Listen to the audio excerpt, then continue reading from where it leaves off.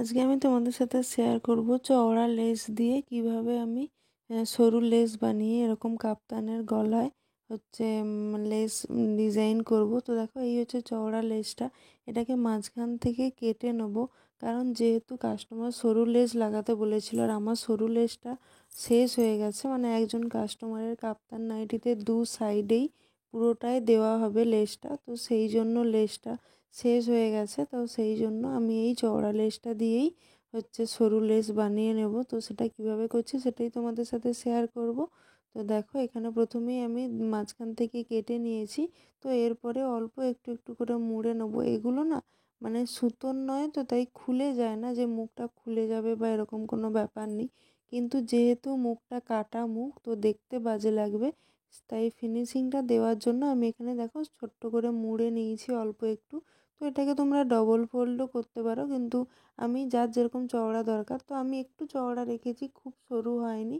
তো দেখো এরকমভাবে অল্প অল্প করে মুড়ে নিচ্ছি। মুড়ে আমি গলার যে ভি শেপটা আছে ওটার উপরে বসিয়ে নিচ্ছি হালকা হালকা সেলাই দিয়ে, মানে লেসটাকে খুব টানা যাবে না, হালকা হাতে ধরে লেসটা বসাতে হবে, না হলে কাপড়ে মানে একটু শেপটা বাজে লাগতে পারে। তো হালকা হাতে ধরে ধরে করতে হবে। আর যদি তোমরা মনে করো যে এটাকে আগে সেলাই করে নেবে, সেটাও করা যেতে পারে, তো সেটা তোমাদেরকে আমি এর পরে দেখিয়ে দেবো। তো দুটো ডিজাইনেই আমি বসাবো, দুটোতে কেমন লাগছে তোমাদেরকে সেটা শেয়ার করব। তো দেখো এখানে আমি হালকা হাতে ধরে ধরে বসিয়ে নিয়েছি। তো এরপরে মাঝে যে ভি শেপটা আসবে না, ওখানে হালকা একটুখানি মানে যেরকম কোণ করে মুড়ে নিতে হবে ভি শেপটার মতো করে।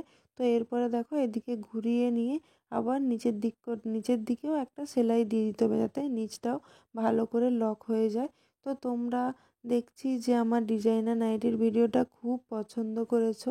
তো ওই নাইটিটা প্রায় অনেকগুলোই অর্ডার পড়েছে, মানে প্রচুর নাইটির অর্ডার আছে এখনও। আমি সত্যি ভাবিনি তোমরা এতটা ভালোবাসা দেবে। তো তোমাদেরকে আরও একবার অনেক অনেক থ্যাঙ্কস, মানে থ্যাঙ্কস বললেও হয়তো কম বলা হবে। তো দেখো তোমাদের সাথে কথা বলতে বলতে এই নেকটা রেডি হয়ে গেছে। তো কীরকম লাগছে তোমরা অবশ্যই জানিও। তো এরপরে নিচ থেকে যে পাটটা বেরিয়েছিল ওটা আমি তোমাদেরকে মুড়ে সেলাই করে দেখাচ্ছি।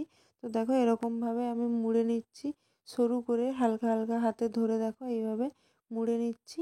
তো মুড়ে নেওয়ার পরেই আমি এটা কাপড়ে বসাবো। তো এটা দেখতে কেমন লাগছে সেটাও তোমাদের দেখাবো। তোমরা তো ওটা দেখলেই যে ওটা গলাতে বসালাম, ওটা কিন্তু দেখতে ভালোই লাগছে। তো দেখো আমার মুড়ে নেওয়া হয়ে গেছে পুরোটা। তো এটা একটু সরু হয়েছে, ওটা যেহেতু নিচে গোল ডিজাইন ছিল তাই একটু চওড়া ছিল, কিন্তু এটা একটু সরু হয়েছে। তো দেখো এটা প্রথমে আমি বসিয়ে নিয়েছি একদিকটা, বসিয়ে নেওয়ার পরে আমি এটাও একইভাবেই বসিয়ে নিয়েছিলাম। তো দেখো এটা দেখতে ঠিক এরকম হয়েছে।